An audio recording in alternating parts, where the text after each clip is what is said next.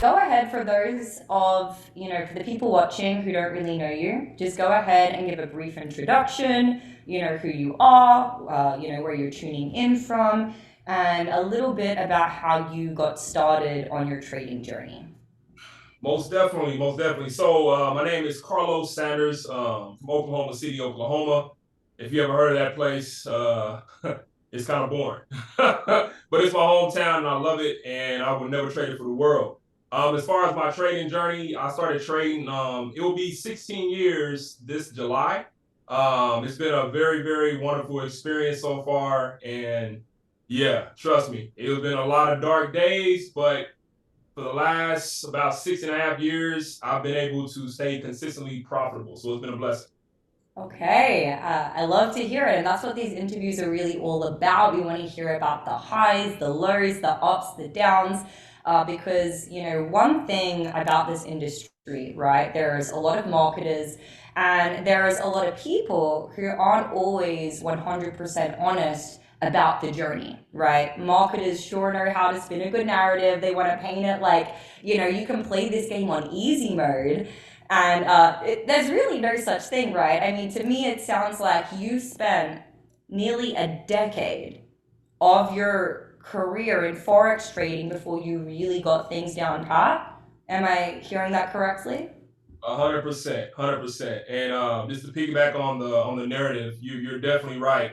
One thing about the brands that I represent and the companies that I've started, and follow your boy Loso06, man. Loso06 on IG, was being transparent was key. You can go to my page, you can look at my highlights, you can look at that I trade pretty much 3 to 5 days out the week, depending on setups. And I share my journey, I share my results, I share with you the actual account, showing that it's real or showing that it's a funded account and not a bunch of edited stuff to make it seem like I'm making a bunch of money every day. People that know me know that I'm authentic when it comes to trading because I want to show the full journey. It was hard, and I don't want people to think that there is not a real trader out there. Because trust me, there are a lot of real traders out there that don't get no credit because they're not showing the fake results of $100,000 every single day. Like it don't work like that, man. Show me that trading journal if you want to keep it real. You know what I mean? But we're gonna stop there. No, 100%. So, on that note, let's really dive into your story specifically. So, 16 years ago, how did you get started in trading in the first place? What was those first, couple of weeks or couple of months like? And, if there were any bad losses, tell us about those as well. Let's hear it all. Hey, I'll tell you the good, the bad, the ugly. So quick story. I used to work for the government for over 17 years. Definitely was a blessing serving my country. It was in my blood. My father was retired military. But on that note, I ran into a boss that was he was a boss of mine, and I walked into his office one day, turning in some work. And long story short, I seen on his computer, some charts, and I was like, "Yo, that don't look like government work. What's that about?" And I knew it was something to do with stocks or something like that. And he basically told me, he said, "Oh, don't worry about it." I kept pestering him, kept bugging him, and he finally told me, like, "Hey, I trade stocks, right?" And I'm not a stock trader, so I dove into stocks and started studying them. One of my business partners, shout out Bobby Will, he go by Bobby Williams, one of the owners of Pipology. We were talking, and he was like, "Yo, I'm learning stocks." And so I was like, "Man, I like this Forex thing a little better." So shout out Baby Pips, right? I went to Baby Pips and I literally binged Baby Pips every single day. And yeah, I pretty much opened my first account up and I blew it within like 5 minutes because I didn't know what risk management was. It was only like, I think it was like $300. Don't quote me, it was a long time ago, but low account didn't really bother me too much. But that's where I got my start at. Fast forward a little bit, I guess you could say, I don't want to put out exact years because I don't remember, man. But mid journey, I got to the point where I started seeing some profits. I was loving it. And I got a little risky one day and I lost, man, I want to say it was around 25, 26K. And it really, really upset me. It was bad. And on top of that, it wasn't just my money. It was other people's money in that account as well. Just being fully transparent. And Right. I remember that night, man. I literally was up all night trying to manage these trades. Didn't use no risk management. Just out here just trying to like really just make a bag. And on top of that, when I blew the account, it was like probably like 3 in the morning. You know, you get that little red banner, right? That little red banner, your heart start beating. You're like, man, I have no margin left. It's a wrap. Account gone. I Mm-hmm. had up. I put on a weighted vest, one of those sweatsuits, and a hoodie and a hat. And I'm 3 o'clock in the morning, and I'm running in my neighborhood with all black on. And hey, I ain't gonna say much more than that. It was not a smart situation for me to be doing that. And my wife, which is my wife now at the time, my girlfriend, she was like, "Oh my God, what's going on?" But that was literally one of the days I thought about throwing in the towel. But I didn't Wow. throw in the towel. I decided to stick to it. I started to really, really focus on risk management, started to go to YouTube University is what I call it, and then study different traders and stuff like that. Ended up working with the company, fast forward a couple years forward after that. And that company was showing me EAs, understood what EAs were, started utilizing those, started building my own EAs and things like that. I haven't launched one yet, but one's coming soon. And long story short, I started seeing consistent results. I can keep going, but I'll be done talk for this whole show, Amy. So No, I'll no. That was perfect. Well, first and foremost, shout out to Baby Pips because I also kind of got my start in Baby Pips as well. So for anybody who is happening across this content and you're looking for, a really great place to start, that's a free resource, highly, highly recommend. That being said, obviously it can't teach you everything and, you still over leveraged your account because one thing that a lot of this theory really can't teach you is how to manage your emotions, right? Revenge trading. There are so many different factors that play into it, and it sounds like some of these factors were occurring for you the night when you blew that 26K. So run me through a little bit deeper, I'm not trying to bring up any PTSD or anything, but what was your thought process like at the time? And I feel like this could be really, really valuable for a lot of traders who are coming into this space because, I've seen some people who maybe they've had a lot of beginner's luck. They've come up, they've made a bag, they've been really, really profitable. And then, later that confidence turns into arrogance. It comes back to possibly bite them in the ass, right? So, let's dive a little bit deeper into that. And, I'm sure there's a lot of traders that can really extract a lot of value and wisdom from that and really just knowing the warning signs of what not to do, right? 100%, 100%. And I'll tell you this, man. I'm gonna paint the whole picture, right? Like what I was going through in my head. Now, mind you, and I don't remember the exact number, but I know I was up heavy on this account. Like I'm feeling myself. I ain't lost a trade. You can't tell me nothing. And then the markets humbled your boy, right? And if you've been humbled by the markets, you know what I'm talking about. I trade US 30, and I was trading US 30 during that time. And that pair will make you literally change your whole thought process about what you want to do in your life. Like, do I want to be a trader anymore, or do I just want to go ahead and just go find me a normal job? Like it was stressful. And I know that when I had the first loss, I knew right then and there that I couldn't accept it. That was literally my mind telling me that I'm not ready. I'm not disciplined to just put the computer down and walk away, close out the terminal, right? I wasn't disciplined enough. That's growth that needed to happen. Number two, when I took multiple entries, knowing I had small margin, knowing I didn't have enough margin to cover down on those entries, still trying to put in standards, right? Knowing I'm gonna get that banner. Like I knew it. I had enough knowledge to know better. That was emotion, right? On top of that emotion, I was fueled by I got these other people that are invested in me at the time. It was like actually it was only like two guys, two friends of mine, and I didn't want to let them down, right? I didn't want to let them down, and I blew the account, and I let them down. But when I had those conversations with those folks, they were not let down. They were disappointed that I didn't close out. They were like, "Yo, you could have just took the loss. I would have been okay, right?" But it's so funny how and I'm a very religious person, how God works.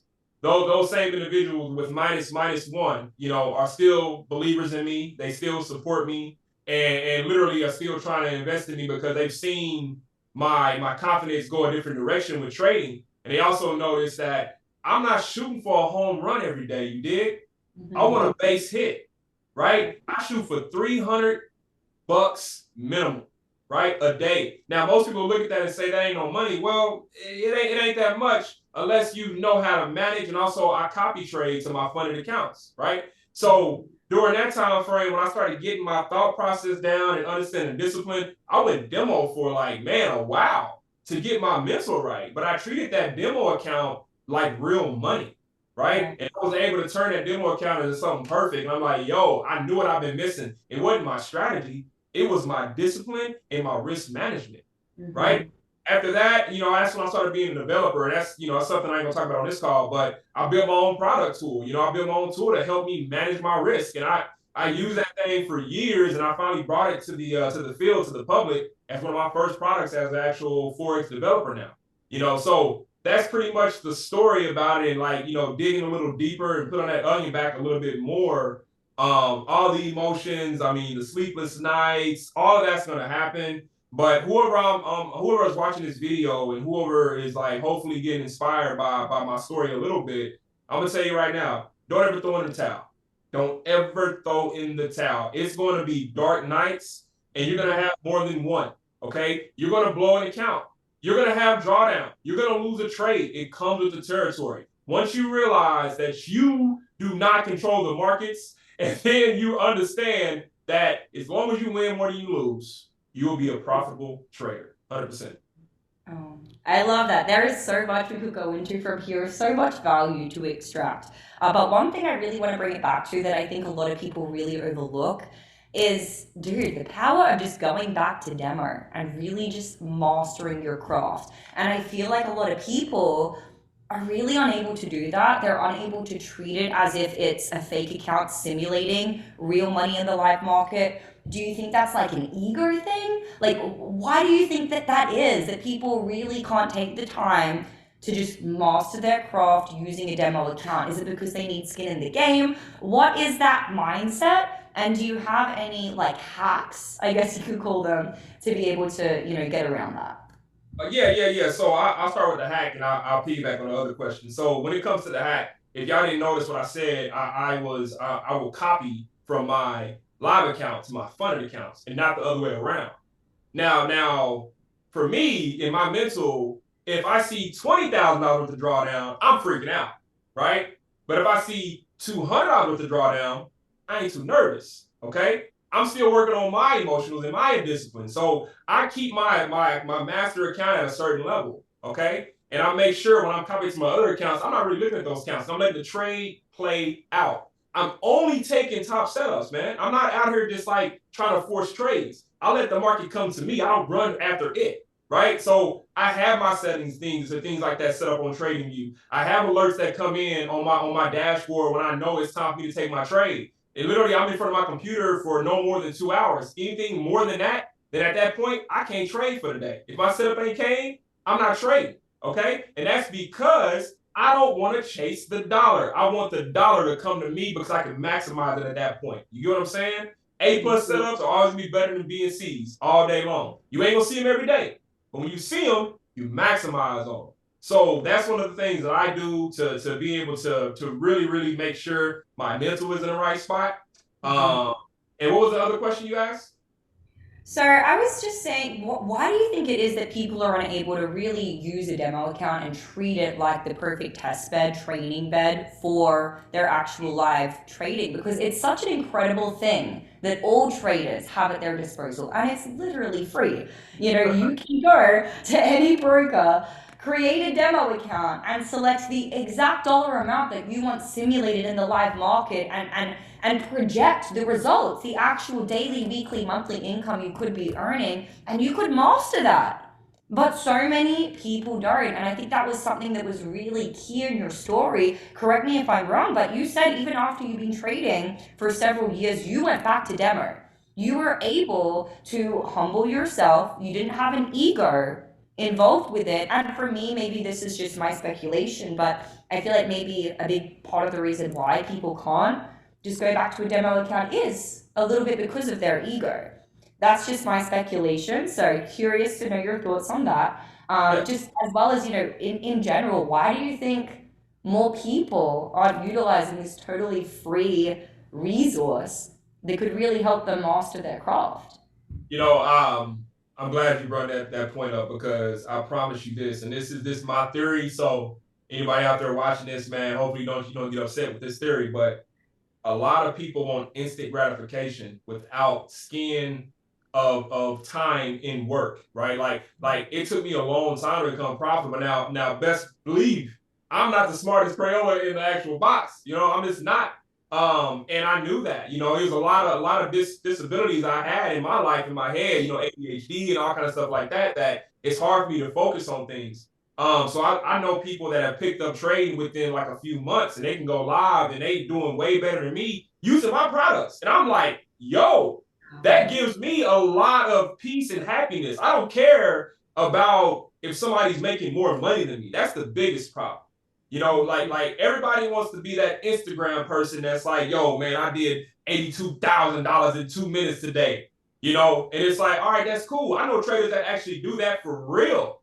And they don't have Instagram profiles. You see what I'm saying? They behind the scenes. They buying islands. They buying real estate. That's the level I'm trying to get on. I don't care about proving anything to the ground.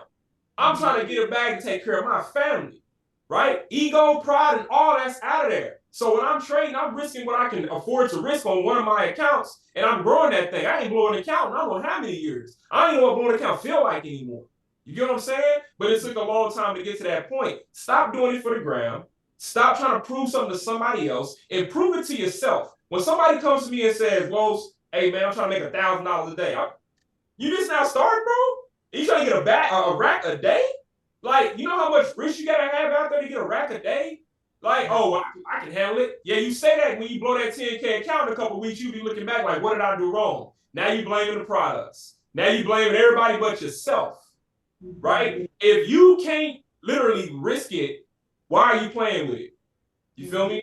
Stop trying to do things for the gram. Do things for your family and change your thinking.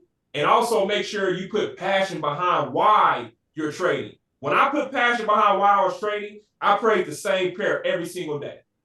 Lord, I want to make my salary in a day. That's my goal. My daily salary, right? It was $362. I remember it like it was yesterday. If I can clear at least 300, right? I know I can do this for a living. You fast forward after 17 years of working for the government, I quit my career because I've been consistently profitable so long, and I was making my salary in a day within the first 5 minutes to 2 hours out the day. That's when I was confident enough to walk away. But guess what? I'm still doing the same thing. What did I do differently? I added a couple funded accounts. I added in some other accounts from my own money. I also flipped real estate. I took some of that capital, threw it in actual markets, right? I call it invest, sustain, repeat. When I get that bag from the markets, I take that money out and I reinvest it into real estate or some other cash flowing asset to make sure that I'm building wealth and not just trying to impress anybody, man. I'm gonna start getting hyped, so I'm gonna stop. And I love it. I love it. I'm getting fired up over here as okay. well. There's so many really great things you said that we could piggyback off. Just going back to don't do it for the gram. I think this is so important. And it's this concept of what you practice in private will eventually be rewarded in public. But so many people want to inverse the process and find like a cheat code for it. Like it's never gonna happen. You're never gonna look cool in the pursuit of learning a new skill. You're gonna fail. You're gonna fall on your face. You have to be okay with that and let the predictability of that see you through to the point where you're able to actually be consistent, to the point where you are actually able to be profitable. And eventually, what you practice in private is eventually going to be rewarded in public. And that's something that we can see is evident with you. I mean, I know that you don't post for the gram, but you have amassed quite a following. You have a lot of people who look up to you within this trading space. I would love to dive into that. How does it feel to have so many people in this space really look to you as someone who is a leader, who is an authority figure, and somebody who really, when it comes down to it, is actually changing lives with your information, with your products, and also your motivational speaking, because that's a whole other thing as well. I mean, you guys can clearly tell from this video, this guy gets fired up. He is probably one of the most inspirational people that I've ever met. Whenever I need a pep talk, this is the guy that I'm calling. And so I'm sure all of that really plays in to really just providing so much value to the people in your audience, the people looking up to you. So I'd love to know more about that. And then after, I would love to shift gears because you brought up something that was really profound, which is when you were able to actually walk away from your full time job. So, just in case I don't forget, I do want to come back to that after. But yeah, let's talk about your position and of leadership and influence and authority in this space. Like, how do you feel about that? Do you feel a sense of like, responsibility to these people, and how do you deal with that day to day? Got you. So with any level of influence, there comes a high priority of responsibility, in my opinion. I root myself in God, number one, and I make sure that my daily deed of inspiring somebody is from that depths of having my relationship with my Lord and Savior. And a lot of people may look at that, oh, he's just using that as something like, no, man, I'm really about that life. Like everything and that I've overcome in my life, if you knew my full story, you would understand why I rely on his faith and his words to keep me going. Because there's been many times where I picked up the towel and I was like, man, forget this. I can't do it no more. I'm tired. I'm stressed.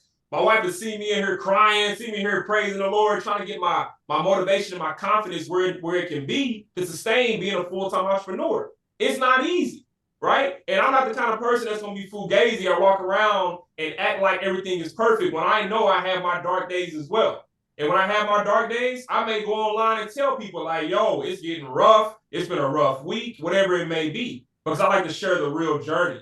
So with that level of responsibility, it's your right to be truthful to these people, right? It's your priority to make sure you're leading them around the right path.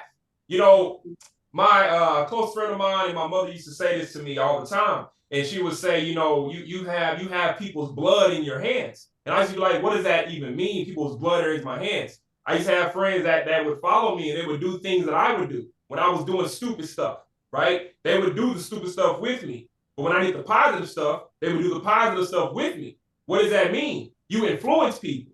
People are looking to you to say, y'all want to do what he does, right? And that goes for any leader out there. So if I know somebody's following me, they're trying to do what I do and follow my blueprint, then I need to make sure my blueprint is something that's going to be lucrative for their life, right? Something that's going to actually bless them and give them value. So for example, when I built one of my products, Solo Dash, when I try to put a ploy out there, or no promotion, nothing like that. But when It's okay, plug it up, guys. We love it. and it's funny because like when I built that product, it took me 2.5 years to really build it. I was using it for a full year before I even told anybody about it. Right? It was for me. It was to keep me sane when I was trading because I couldn't control my fingers. Like, oh, sell, right? And I'm just wilding out, right? So I did it to protect myself. So I put time, I put effort, I make sure that I have the right developers that are helping me achieve a goal to not blow my account, right? So when I brought that to the field and told other people to use it, I knew already that it was going to protect them like it protected me. It's not the fancy tool because it's not a strategy. Everybody wants the strategy. Give me the arrows. Give me the signals. I want to make a bag today. What happens when you get that bag? What do you do with it after that? You blow it because you don't know how to use proper risk management. That's the key in this game, right? But back on the topic of leadership and having that influence, when I noticed my influence growing, I noticed people, are engaging with me and they were like, yo, they were liking my content. It gave me a sense of confidence. It really did. It made me say, yo, wow, I got something here. Let's keep growing this thing, right? But also, I don't ever want to be pulled into the whole world of I make a post and I get 2 likes. Oh my God, that hurt. They don't like me no more. I don't care about that, man. I'm gonna post what I feel, and I only have one goal: to inspire people, at least one, every single day. And if that person is inspired and I get that DM or that like or that comment, that makes me feel good. If I don't, that's okay. I'm gonna continue doing it because I'm sharing my journey. This is real life for me, right? People that have been following my journey, they've seen me from where I came from to where I am now. That's why I don't delete nothing. I want them to see the times where I was a nightlife promoter out there in the streets, drinking every day, doing God knows what in the middle of the night. I want you to see that, right? I ain't got nothing to hide. I want people to see the progression of who I am now because I'm just now getting started. You feel me? I got a long way to go and I got a lot of lives to change. And I know that I'm here to be a vessel for my God. And I guarantee you, you're going to continue to see me grow. There ain't no throwing in the towel. It ain't no running away. It ain't no plan Bs. You feel what I'm saying? If I had to put my pride aside and go back to work, I sure will. Because guess what? I know my goal is bigger than trying to prove something to somebody. For all you influencers out there, millions of followers, whatever it may be, use your platform for good, man. Try to bless people in a way. Stop using it to show them that you got jewelry, man. That's cool. That's cool. But show them how to get assets, man. Show them what you do with the money after you get it out the market, right? Not just buying Lambos and saying, yo, I'm going to go to Miami to rent a Lamborghini, take a bunch of pictures. Nah, man, cut that out. Cut that out. Focus on being you and focus on knowing that you are influencing people and you're taking people down the wrong path when you're not doing it the right way. Now people are doing what? Saying, I hate trading. Trading is a scam because they're following the wrong people. Period. Yeah. I digress. Man, oh my God, you're 100% on accurate on so many different points there. There's a lot that I really want to dive into, but for the sake of time, I really want to go back to the story that you mentioned when you said you were able to actually walk away from that full-time job when you were finally at a point of confidence, of consistency within your trading strategy that you were like, okay, let's actually do this. So could we hear a little bit more? What is that full story? Take us through the emotions at the time and then how that felt, for the first couple of months after and how that really changed your life to be able to transition to trading full time. Most definitely. It's a very, very, very, very emotional moment for me. I'll be honest. I recorded it. It's on Instagram. And it was around July. My anniversary date, I believe, is July 26th. I had to verify that. But I remember it. I was at a flip house. I was renovating at the time. And I know I was talking to my wife, and I pretty much, felt in my heart that it was time to go. A lot of different factors played in. I working for the government was one of the most craziest and funnest experience of my life. I will never give it back. I feel like there are a few people that had it out for me. And when I say had it out for me, I feel like people were intimidated. I went from, and people don't understand the GS world, I was a GS employee. I can't really get into everything else, but long story short, I kind of went up the ranks, really, really quickly. From an internship, we got some perks. Excuse me. And with those perks, you had to do a lot of school. I went and got 2 degrees. Ended up doing getting my master's in managerial leadership and marketing, bachelor's in organizational management and supply chain management, my minor in supply chain management. So I'm just not a dumb kid. I was really, really focused on really excelling out there. And I got to a point where I had a thumb on me. And I felt that thumb was so strong because every time I went for that next level, it was, I'm too young, I'm not ready, I don't have enough experience. And people that understand getting coin, I ain't gonna really go about what all these are back here, but people in the military know what I'm talking about. It. I can pull up some coins right now, and you guys wouldn't even, people that understand, I can't put names on her, they'll see it has 4 stars on it, right? Excuse me, I dropped the thing. It has 4 stars on it. Y'all know what that means. That y'all know that's not something that is easy to come by when you get coined by a general officer. And I've been coined multiple times for multiple accolades that I've done in my life over my career, but I still couldn't get to the level I wanted to get on. That wasn't nothing against that particular office. It was really something against a few individuals that were bad leaders in the bunch, right? So you fast forward, I really was praying about it. I really had a moment by myself in my office at the time, and I was listening to this song by Maverick City Music. I think it's called Promises, and there's another song by Hillside. And I know people know what that song is, I believe. Oceans, something Oceans, I believe. And I'm just praising and worshiping, and I'm excited, and I'm just over here freaking at the same time, so I know what I want to do. And I just started praying. I got on my knees, and I felt God literally talk. I know this sounds crazy. But I felt a presence, and I felt God say, praise me. So I got on my knees, I started praising him. And then I felt a word say, it's time. And then literally, I got up, and I wrote my resignation letter, just like that. And I submitted my resignation letter to my SCF at the time.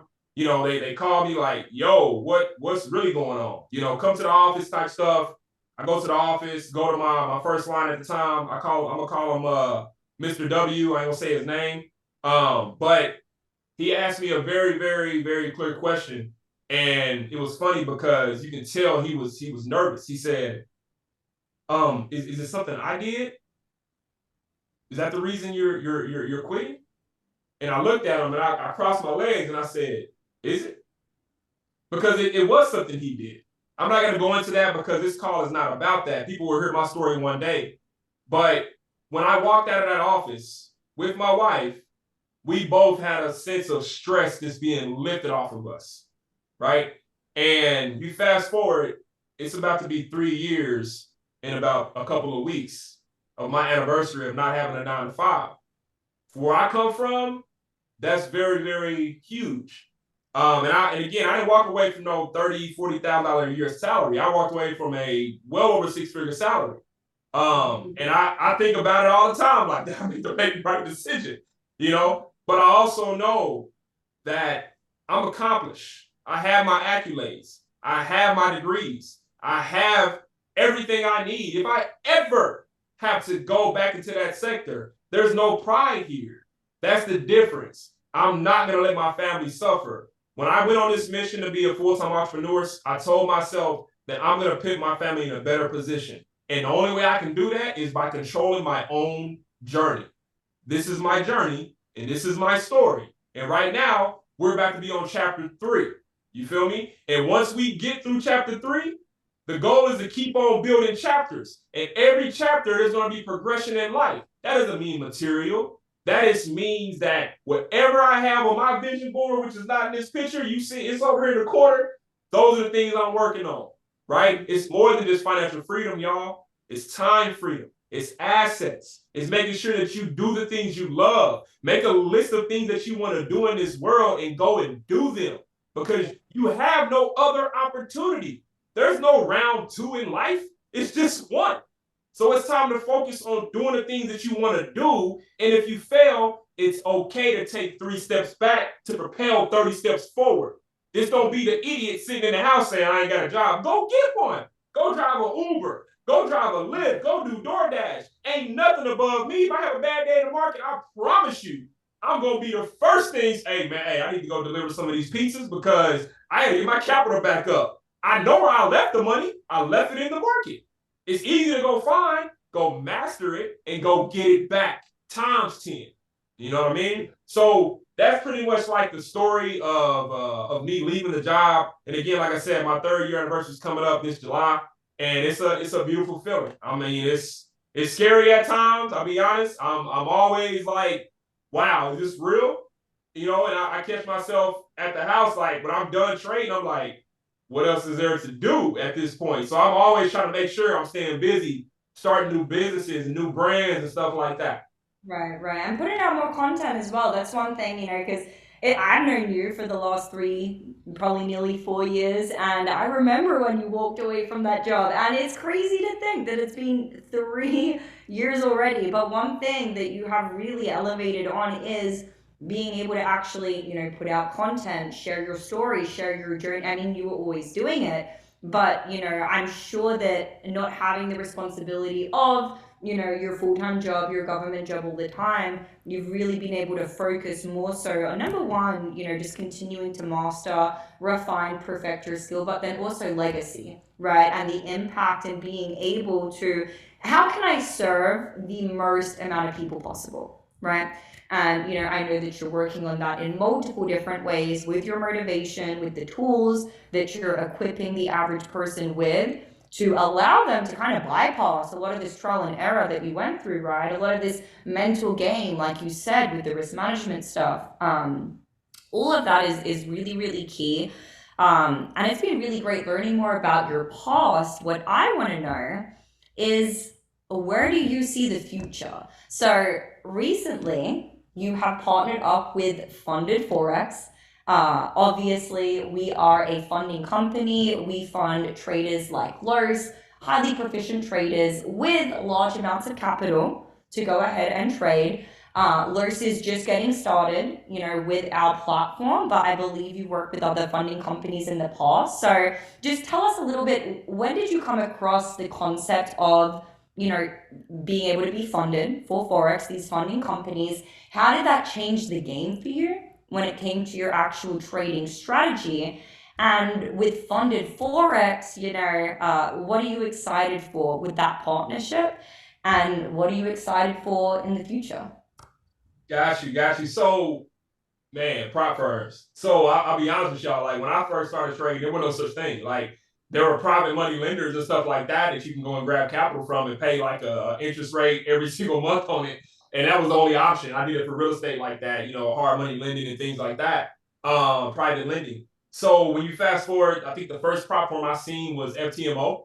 And I jumped on it. I'm like, oh man, I gotta get 100K. I gotta go. And y'all blew the account in like the first week. Right. And so it was like, oh, that ain't work out in my favor. Wait, But you passed the challenge, but then you got the funds and then you blew them, or no, you blew I the couldn't even challenge? pass the challenge. Like I couldn't even Ah, pass the challenge. okay, I Yeah, got you. yeah. Gotta clarify, gotta And clarify. that's the thing. Like when you get into these prop firms, man, people don't understand. Like you get this big amount of capital, and you're like, yo, 10% of 100K is not bad, right? You look at that. But then you say, okay, wait a minute. These prop firms, some of them are, 5%, 4% drawdown, daily drawdown. And you're like, yo, wait, 30 days to do 10%? Let's think about that for a second. How many hedge funds are doing 10% a month? How many TSP or 401ks are doing 10% a month? Let alone a year, right? So ask yourself with these prop firms, are they creating something that's almost impossible, or are they creating better traders? I'll tell you, they're creating better traders. Why would I go and give Billy Bob or Johnny or Kim 100K of my money, right? And say, go make 10% and just give them 100K and say no rules? No, horrible idea, horrible business model, right? So, but if I said, hey, I am going to charge you X amount to prove yourself first, which is a very smart logic when it comes to business. Then I'm going to fund you with this capital, right? And so once I understood that, that's when I started saying, okay, my discipline has to be top notch. Same concept I was doing with my job. You're right. I'm only trading with, accounts as well. I think my highest account during that time was about 50,000, I think. That was just live money. And, I pulled money from, like I said, I had an investor, I pulled money in my TSP account. Like when I blew money from my retirement with the government, like no cap. So that freaked me out, And so me saying I can use a prop firm instead, that ain't my money. Bet I can spend $500 to $1,000, give me a nice account, and go. Got excited. I could not pass a prop firm. My first 8, 9 months, I was just breaking all the rules, breaking all the rules, breaking all the rules. I was excited. And I knew how to trade, but it was funny because I kept running out of time. It wasn't that I couldn't make the money. It's just that my thinking is $300 a day. Well, that'll add up to 10% on 100K, right? So you really gotta understand you have to have good setups and you got to keep your discipline in order so you can have good setups and actually retain the income you need. I mean, the target you need to get the live account, right? Once I got the live account, I'm not going to go into all the prop firms and what they've done to me and all that because everybody's a victim. Everybody already heard that, right? But I will tell you that I'm excited about the future. I can only really, really say a few prop firms that I know are doing things right, and Funded Forex is one of them. Funded Forex is one of them. I've seen them out the gate, address every issue. I've seen them, do payouts consistently. I also seen them lower their prices and add in new features, right? I just got a 200K funded account. I'm excited. I'm gonna start it more than likely next week. Thank you, thank you.